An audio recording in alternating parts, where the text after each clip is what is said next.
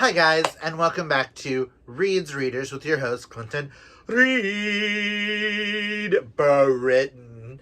And today, if you hear any noise, it's Chewbacca, who needs to stop making noise while I'm filming. Weirdo. As the title suggests, in this, we will be doing my April wrap-up so that I can put these lovely books away and they can get off my desk. Okay? Stop that. But, okay, so let me go over my stats. For the month of April, I read 8 books. I said I didn't DNF any, but I feel like I might have. Because what was listed, a book wasn't listed, but I don't think I actually DNF'd it. I just never finished it. You know when you get busy and you're listening to an audiobook, but then you start another one because you thought you finished that one? I don't think I finished that one, so I'm going to try to finish that one this month, okay? But I read 8 books. Only one was a 3-star, which will more than likely get unhauled when I'm done with a project. One was a 4-star. I had 4 5-stars and 1 6-star. That was for a total of 2,782 pages. I had 1 reread. 3 were for backlist authors. No book clubs, no Kindles. 7 out of the 8 were audioed. The reread is the only one that did not get an audio. I do believe I did 1 on Kaylani's bingo board, but we'll discuss it at the end of the year. 2 of these start a series. 4 continue a series. Granted, one of them was book 2 in a series. Did not realize that when I bought it. But, spoiler alert for May's wrap-up, I've already read book 1. And one of them isn't labeled a series, but it's a companion sequel to another book. Nothing completed a series. So let's just go over what I read in May, and I'm going to be really quick about this because I don't really have a lot to say about some of these. Let's just go over it.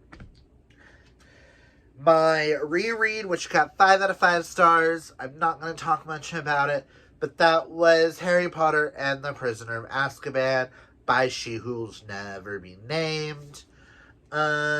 This is by far one of my favorites. I read it in 1 sitting. Everybody knows what this is, so I'm not going to talk about it.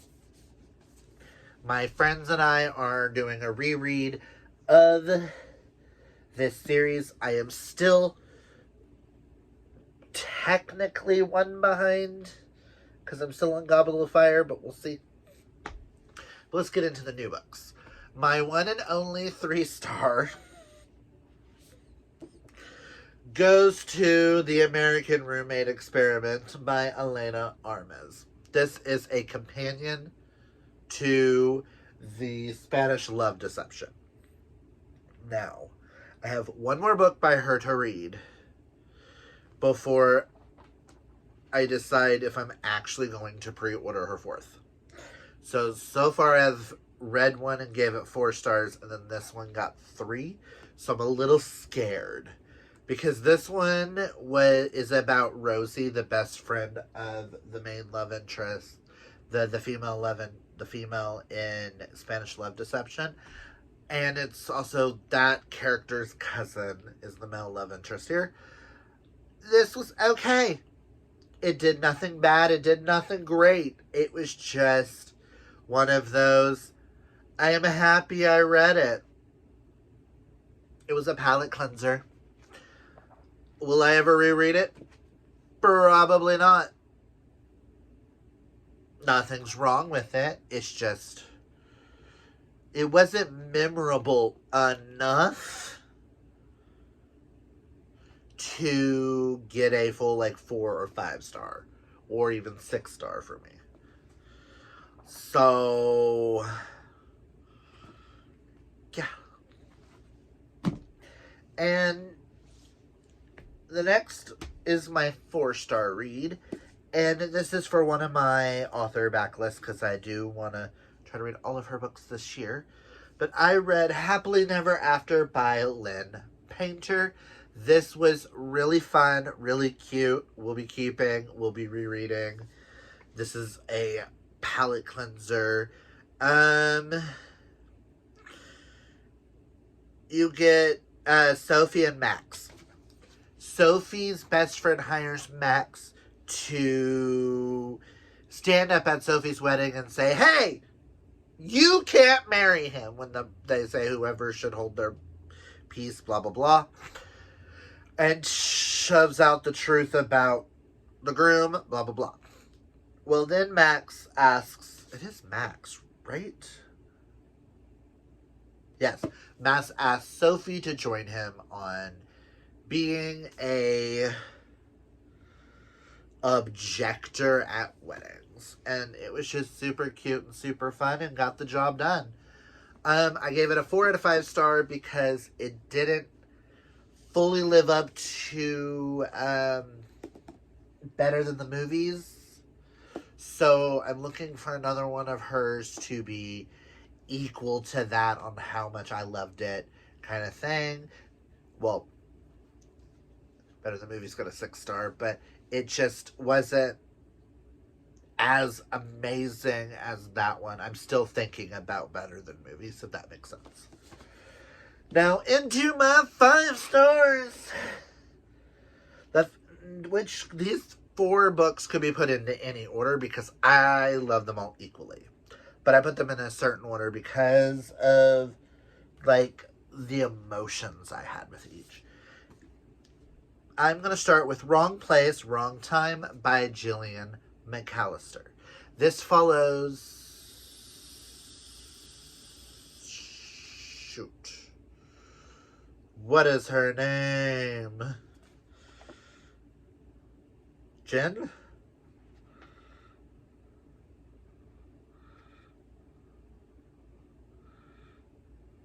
Yes, Jen. Jen watches her son kill a man in front of her. And then she wakes up the next day, and it's the day before. Goes to sleep. It's a couple days before that. A couple days before that. It is her job to figure out why her son killed this person, and all that jazz. And this had some twists and turns I did not see coming. This blew my mind and will be on a thriller list at the end of the year because I'm still thinking about some of those twists and turns. I highly recommend this. My next 5-star is I read my very first Abby Jimenez book, which I'm so excited that I've finally decided to join the train of Abby Jimenez, and that is Part of Your World. This follows Daniel and Alexis, who come from 2 different worlds. Alexis comes from the city, Daniel lives in this small town, and it's all about how they connect and they find happiness together. I think that's the worst synopsis for this, but I really enjoyed this. I'm a huge small town romance kind of fan. I love Alexis and Daniel. Ugh. There's also a baby goat in there in pajamas. Ah! I'm a sucker for a baby goat in pajamas. Who isn't? Next is, we all know that I've been reading my Megan Brandy books, and this month I read Reign of Brayshaw, which is the 3rd book in the Boys of Brayshaw High series, but this technically is a conclusion. I didn't put it as a finishing a series because it doesn't, but it's a conclusion to their love story, to Raven and Maddox's story. The next 2 books, each one follows the other two guys and their love interest, and it will close out some of their storylines. And I really enjoyed this. This had me screaming, hooting, hollering, trying to figure out what the hell happened. Oh my god. I just, wow. If you don't know what Boys of Brayshaw series is, it is, yes, they're technically set in high school, but the way these characters are written, and they are 18 years of age, 17 and up, yes, there are some explicit sex scenes. It is set in like a mafia-esque universe where a girl named Raven is put into a foster home with all these kids and is found by the Brayshaw boys, and then the story continues from there. That's all I'm gonna say. And my last 5-star read goes to Things We Never Got Over by Lucy Score. This, oh my god, I am so happy I read my first Lucy Score. I am hoping this month to finish out this series in May. This follows Naomi and Knox. Naomi comes to this small town of Knockham. Is it Knockham Out?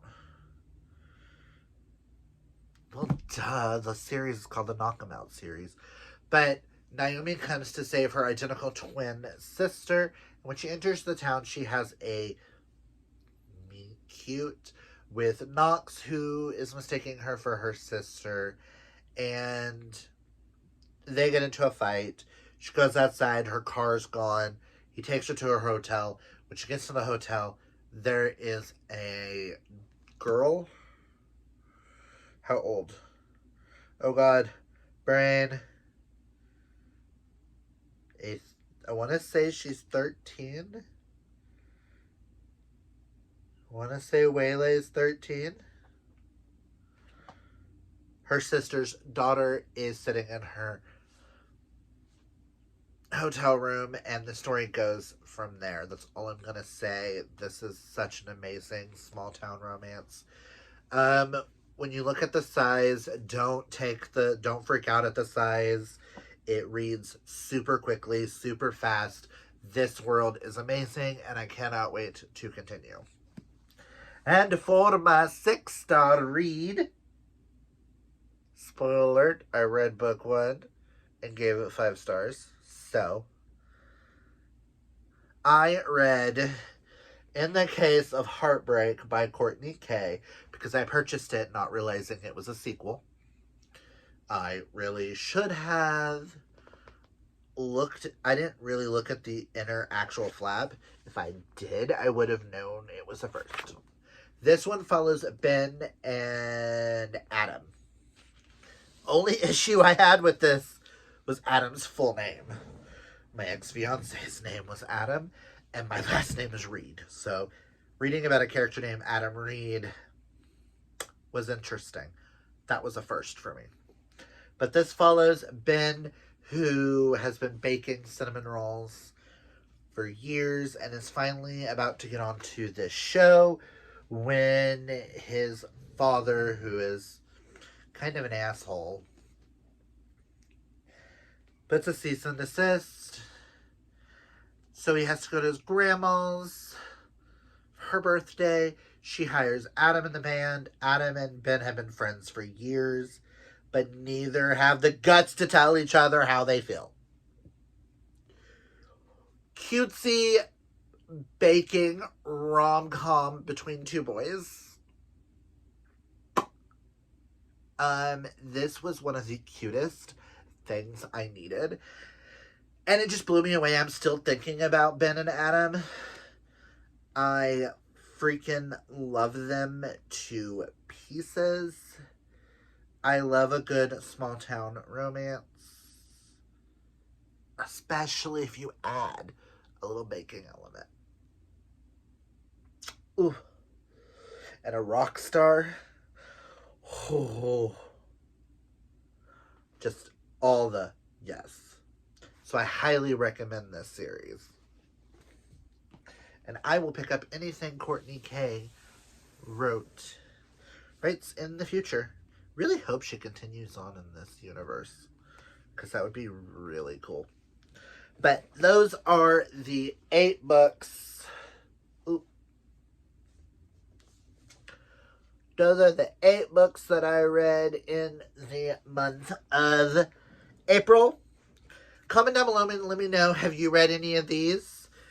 Does any of your opinions of any of them differ? Did I convince you to read any